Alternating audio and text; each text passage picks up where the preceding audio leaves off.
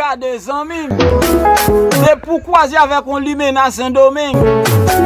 Wap cause ensemble avec ou dit wap vin dans zone li ou elle dou non.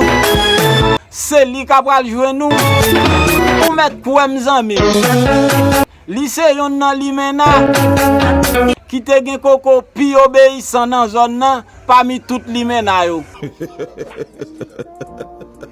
Et là, on fierté John.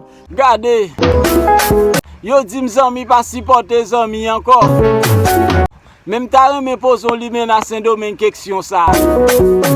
Pour qui so ou gen mari et pour gon l'autre nèg sou li encore.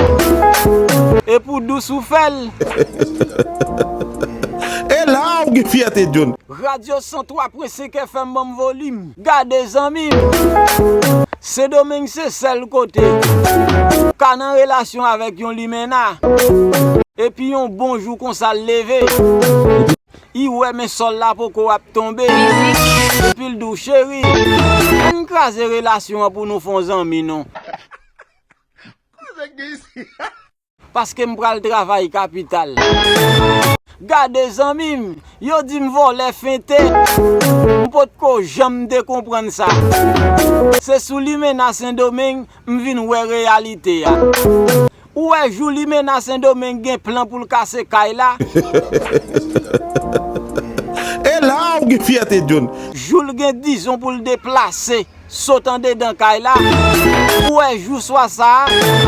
Tête li, c'est sous l'estomac ou l'abdomen. Jou soit ça. Il gen pour tellement fort tirer pi quoi nan de elle. Il gen pour tellement falsis. Ou akon son chien k'ap manger maï yo prend nan makon.